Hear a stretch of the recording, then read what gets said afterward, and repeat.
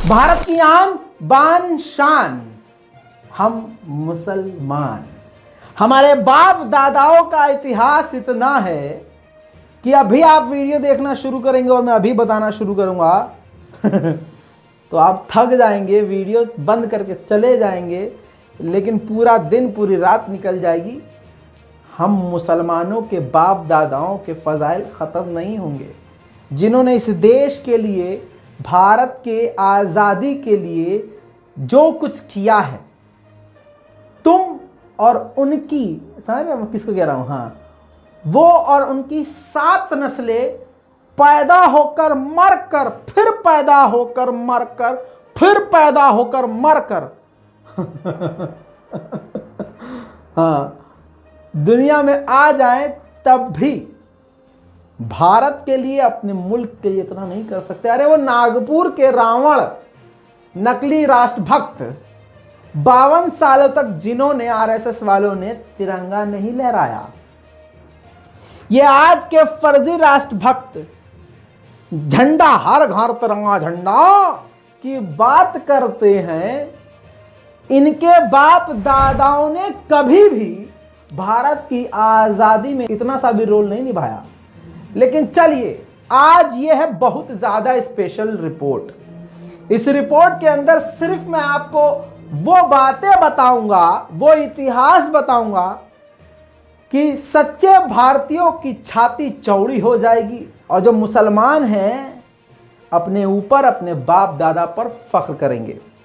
एक बड़ी बात और, आज की इस वीडियो रिपोर्ट को आप कॉपी कर सकते हैं, सोशल मीडिया पे डाल सकते हैं, काट सकते हैं, ट्रिम कर सकते हैं, पूरी छूट है मेरी तरफ से। क्यों? क्योंकि दुनिया को पता चलना चाहिए संघियों में और असलियों में फ़र्क क्या है। हम असली हैं। तो चलिए शुरू करते हैं। सलाम, नमस्ते, सत श्री अकाल। मैं हूं रज़ा और आप देख रहे हैं रज़ाग्राफी की प्राइम टाइम रिपोर्ट। आप इसको प्राइम टाइम समझिए या कुछ और, लेकिन ये मेरे लिए बहुत स्पेशल रिपोर्ट है। काफ़ी रिसर्च करी है और जो आपको बताने वाला हूं, मुझे यकीन है पूरा आप बहुत दुआएं देंगे। भारत की आज़ादी का जब सवाल आता है, ख्याल आता है, किताबें हम खंगालते हैं, तो 1857 से पीछे का कुछ पता नहीं चलता है। 1857 में पहली लड़ाई लड़ी थी, 1947 को भारत आज़ाद हुआ था, कुछ गिने चुने नाम हैं वही रिपीट होते हैं। लेकिन क्या खुद मुसलमान भाइयों को यह मालूम है कि भारत की आज़ादी के लिए, यानी भारत से अंग्रेज़ों को भगाने के लिए, वो कौन सा पहला शख्स था जिसने सोचा था कि यार ये अंग्रेज़ों को इस हमारे हिंदुस्तान से निकालना चाहिए?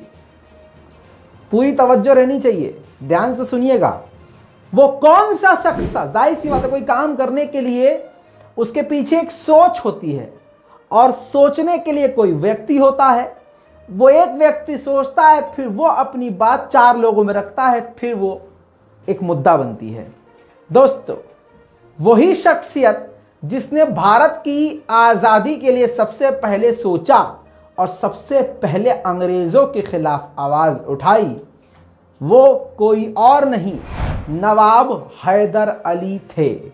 जी हाँ, और आपको जो सन बताने वाला हूं, आपका दिमाग सुन हो जाएगा वो सन सुन के। भाई साहब, सन 1780 में नवाब हैदर अली, दिमाग पे जोर पड़ रहा है तो आसान कर देता हूं, नवाब हैदर अली टीपू सुल्तान के वालिद यानी बाप थे। नवाब हैदर अली ने सन 1780 में यह सोचा कि अंग्रेजों को भारत से निकालना चाहिए। और नवाब हैदर अली के दिमाग में यह बात क्यों आई, कैसे आई? पहले आपको जनरल नॉलेज दे देता हूं। गोबरखोरों को तो अपने बाप का नहीं पता, तो हमारे बाप दादाओं का क्या पता होगा, समझ रहे हैं? तो इसलिए थोड़ा सा आपको भी पता होना चाहिए। सन 1770, मतलब आज से उस जमाने में घुसेंगे तो आपको जनरल नॉलेज के लिए बता देता हूं कि आधी दुनिया पर 2-4 देशों का राज था, जिसमें ब्रिटेन सबसे आगे था। ब्रिटेन का कब्जा अमेरिका पर भी था। सन 1770 के दशक में अमेरिका के 2 स्टेट्स ने अपने आप को ब्रिटिश से आजाद घोषित किया। फ्रांस उस वक्त आजाद था।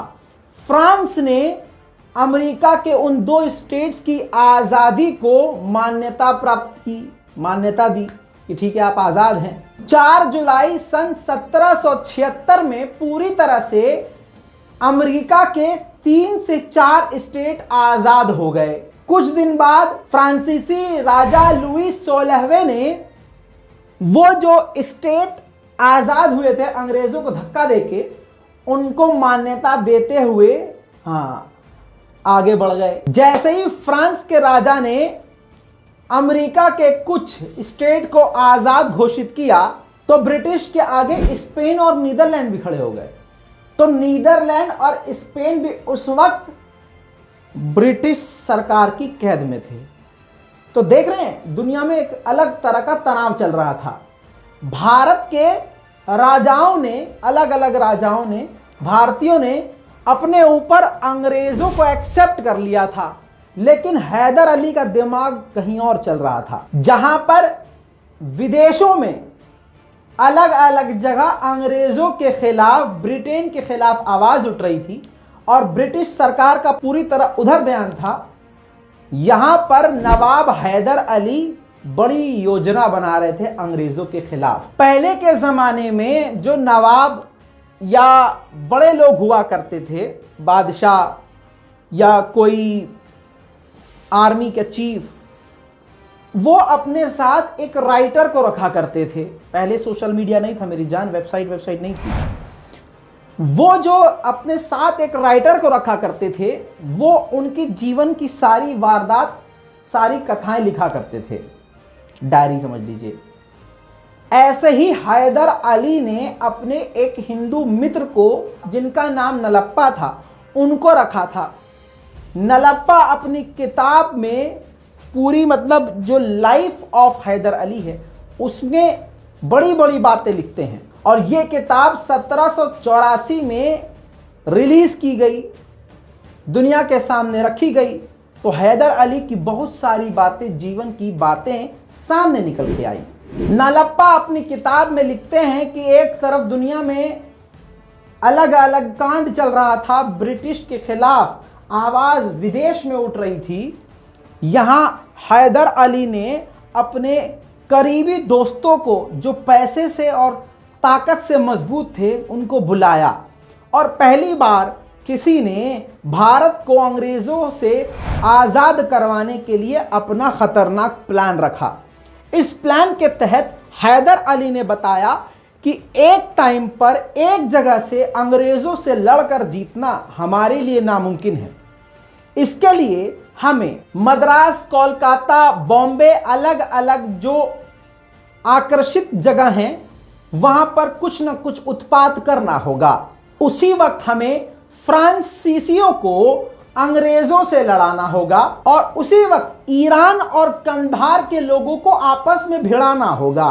फिर ईरान और कंधार के लोगों को कलकत्ता के खिलाफ खड़ा करना होगा और मुंबई के खिलाफ मराठों की स्थापना करनी होगी। नलप्पा लिखते हैं कि ठीक यही प्लान एग्जीक्यूट किया गया, इस पर काम किया गया और सब जगह कामयाबी मिली। जो हैदर अली का प्लान था वो कामयाब हुआ। अलग अलग जगह पर अंग्रेज भिड़ गए। मकसद हैदर अली का यह था कि अगर हम एक जगह लड़ेंगे तो सब अलग अलग स्टेट से अंग्रेज फौज हमें आकर हरा देगी। जब हैदर अली ने सबको आपस में भिड़वा दिया तो वो वहां अलग अलग जगह की जो ब्रिटिश सैनिकों की फौज थी, वो हैदर अली के इलाके में मदद करने के लिए अपने साथियों के लिए ना आ सकी। जानकारी के लिए बता दूं कि फ्रांस उस वक्त नवाब हैदर अली के साथ थे। जी हां, फ्रांसीसियों के साथ मिलकर मद्रास पर हैदर अली ने अंग्रेजों की जहां सत्ता थी खुद हमला कर दिया। इसी के अनुसार हैदर अली ने जुलाई 1780 में कर्नाटक क्षेत्र में ब्रिटिश क्षेत्रों पर अलग अलग जगह पर हमला किया। मैसूर साम्राज्य ने तुरंत अंग्रेजों पर कई सारी जीत हासिल कर ली। इसमें से एक 10 सितंबर 1780 को जीत हासिल करी थी, जब हैदर अली के बेटे टीपू सुल्तान ने कर्नल बैली के सैनिकों को खदेड़ते हुए मैसूरियन सेना की एक टुकड़ी का नेतृत्व किया था। कई ब्रिटिश लेखकों ने स्वीकार ये किया है, एक्सेप्ट किया है कि उस राष्ट्र द्वारा युद्ध के मैदान में मिली सबसे बुरी हारों में से एक हार थी। 1914 में यानी 134 साल बाद अंग्रेजों ने एक किताब लिखी और उस किताब में इस बात को एक्सेप्ट किया। राइटर का नाम F.E. पेनी था। इसने लिखा है साफ साफ कि नवाब हैदर अली के द्वारा सन 1780 में अंग्रेजों की पहली और सबसे बुरी हार अंग्रेजों को मिली।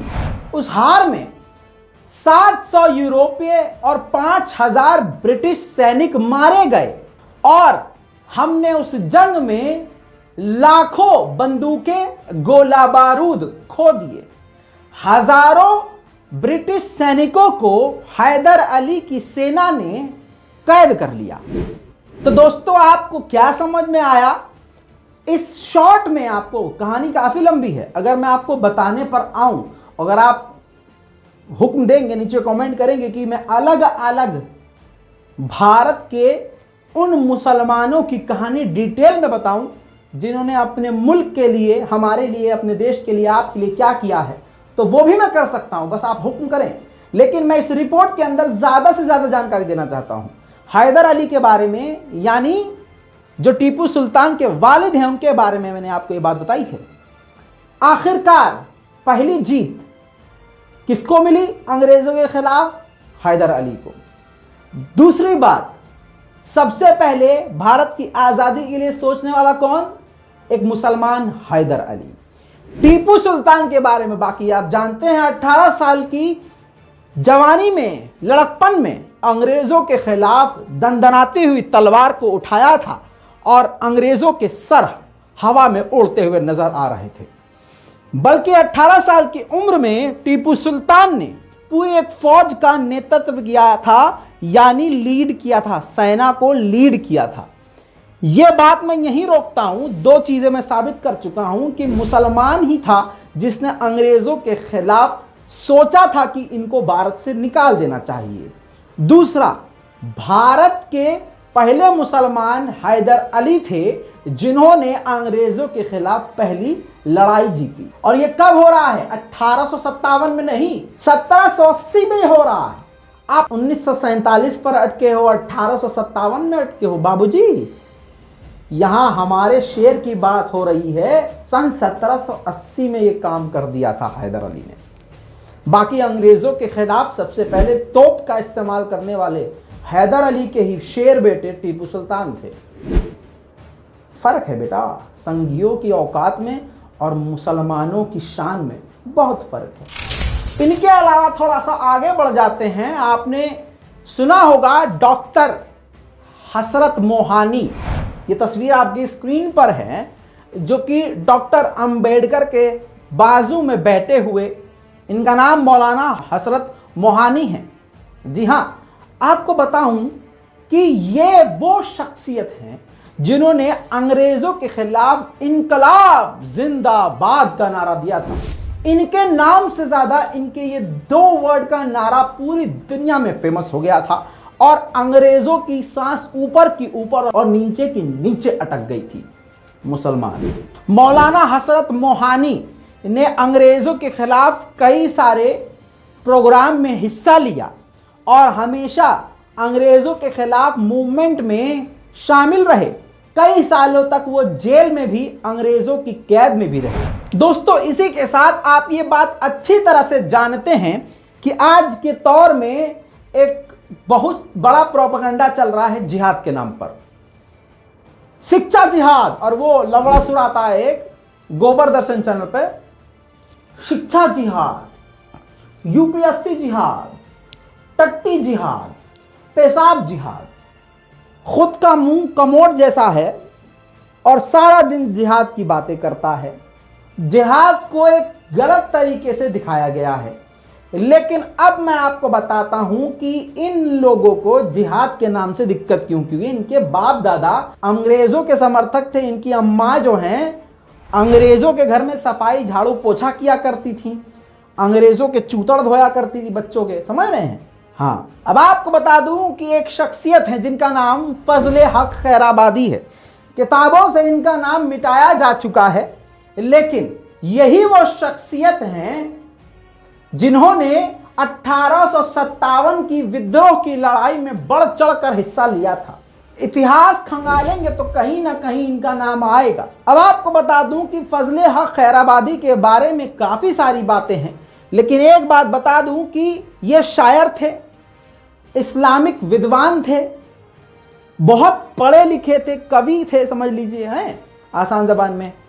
लेकिन यही वो शख्सियत थे जिन्होंने अंग्रेजों के खिलाफ जगह जगह घूमकर जिहाद का ऐलान किया और फतवा जारी किया।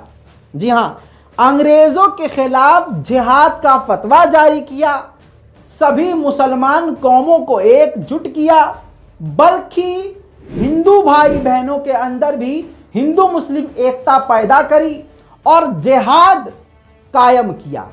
जगह जगह वो घूमे, अलग अलग जगह, अलग अलग स्टेट गए, मुसलमानों के बीच जाकर जिहाद का ऐलान किया और लोगों को जिहाद के लिए तैयार करते हुए अंग्रेजों के खिलाफ ऐलान जंग किया। खैराबाद के लोगों को मेरा सलाम। खैराबाद के अगर कुछ लोग वीडियो देख रहे हो तो नीचे कमेंट कर दीजिएगा।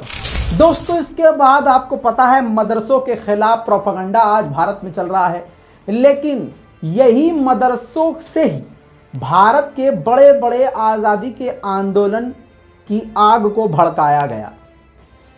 इसी मदरसे में पढ़ने वाले बच्चे मौलवी पूरे देश में आग की तरफ फैले और अंग्रेज़ों के खिलाफ खतरनाक माहौल बनाया।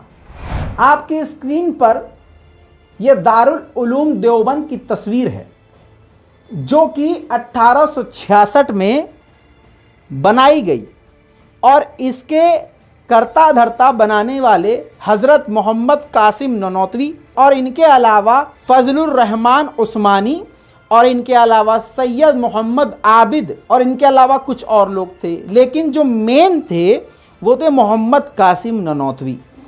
अभी मैं आपकी तरफ आ रहा हूँ, परेशान मत होइए, मैं ऐसा क्यों बता रहा हूँ, क्यों कर रहा हूँ। इस मदरसे को बनाया ही एक सोच से था। उस वक्त जब ब्रिटिश पूरी तरह से भारत पर काबिज थे, तो इस मदरसे का जो है नींव रखा गया ताकि सभी मुसलमानों को एक जगह इकट्ठा किया जा सके, उनको दर्स दिया जाए, एक पैगाम वहां से दिया जाए जो पैगाम सारी दुनिया में, पूरे भारत में तेजी से फैले। जनाब मोहम्मद कासिम ननौतवी के पोते, ये है उनकी तस्वीर, मोहम्मद मियां मंसूर अंसारी।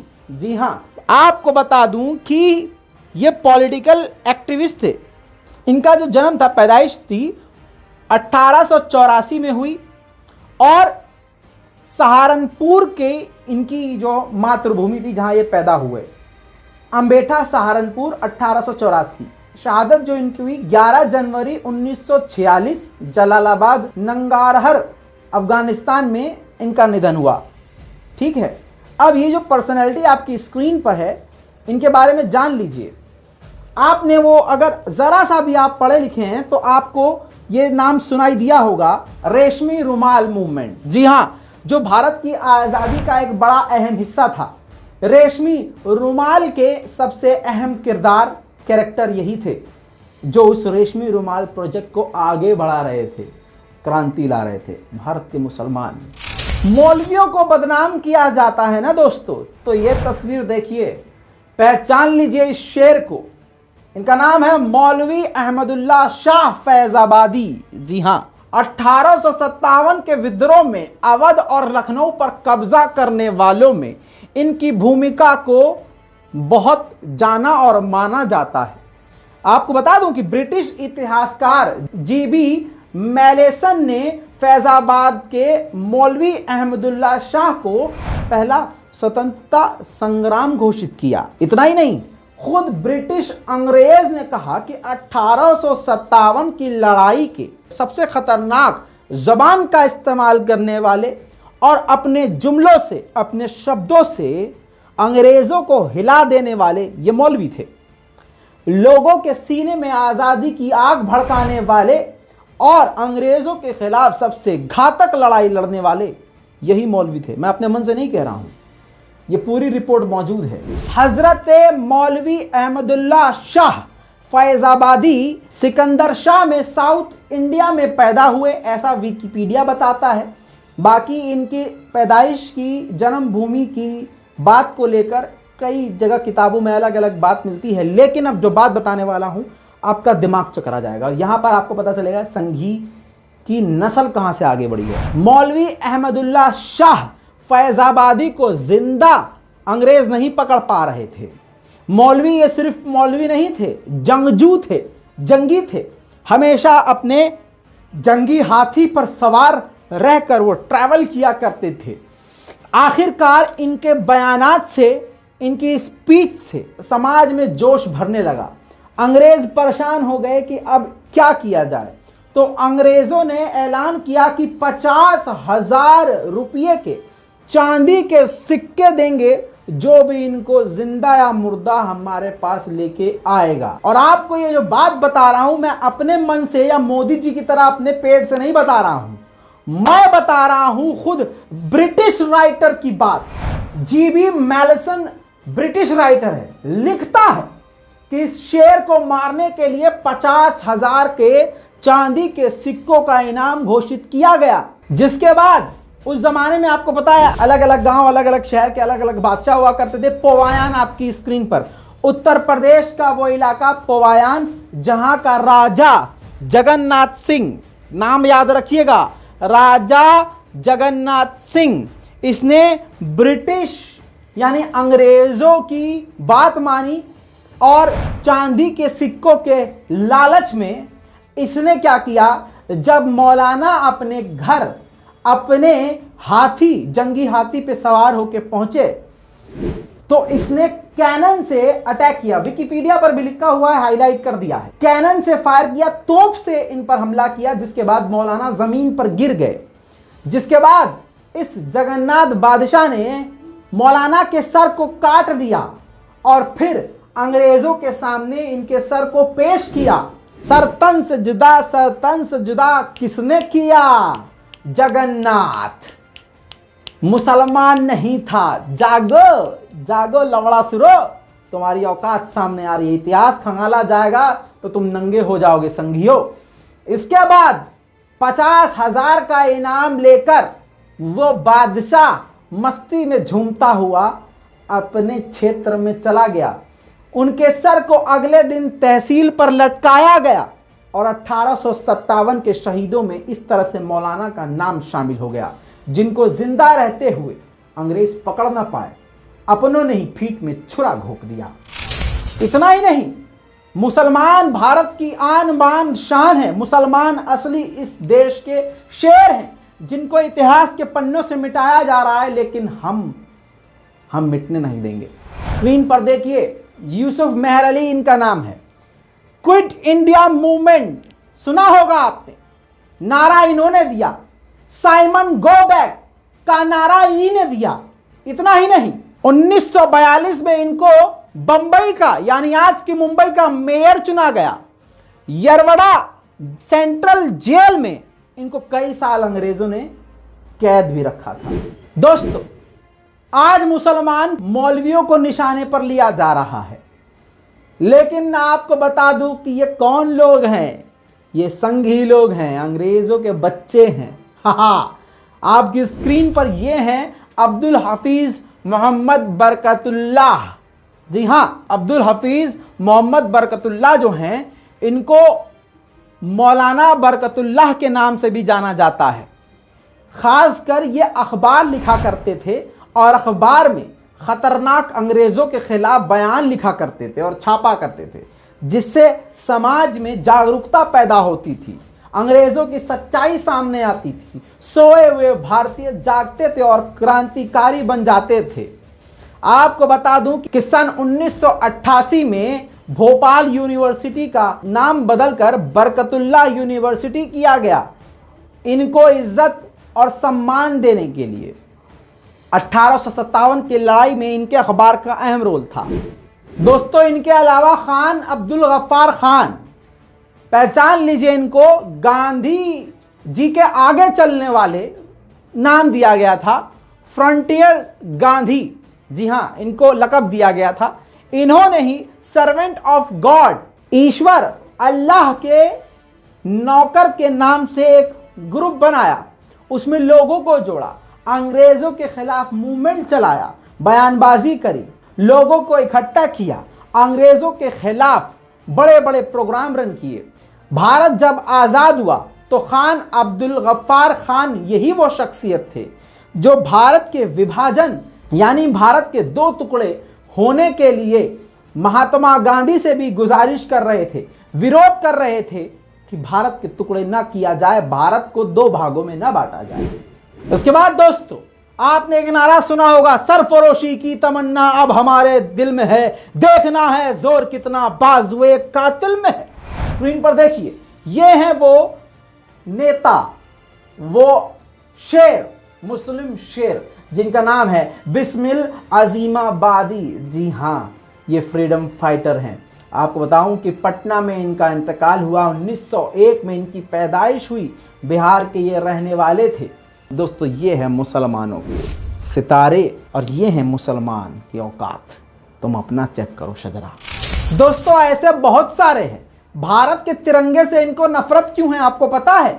क्योंकि भारत का तिरंगा झंडा डिजाइन करने वाली वो कोई और नहीं थी, मिसेस सुरैया तैयब जी थी, जिन्होंने भारत का तिरंगा बनाया, जिसके हर रंग का अशोक चक्र में उस तिल्लियों का भी मतलब उन्होंने एक्सप्लेन किया था, जिसको भारत ने फिर एक्सेप्ट किया था, सरकार ने एक्सेप्ट किया था, और आज हर घर तिरंगा लहराने को कह रहे हैं मोदी जी। तो पता क्या चला? गूखोर आज भी गू खा रहे हैं, मुसलमान शहादत दे के भी शेर कहला रहे हैं। इस वीडियो को शेयर कीजिए। और हाँ, अगर आपको इसी तरह से और भी भारत के मुसलमानों का इतिहास सुनना है, नीचे कमेंट ज़रूर कर दीजिएगा। चेक करेंगे हम कितने लोग इंटरेस्टेड हैं। स्पेशल रिपोर्ट इसी तरह से पेश करता रहूँगा। जय हिंद।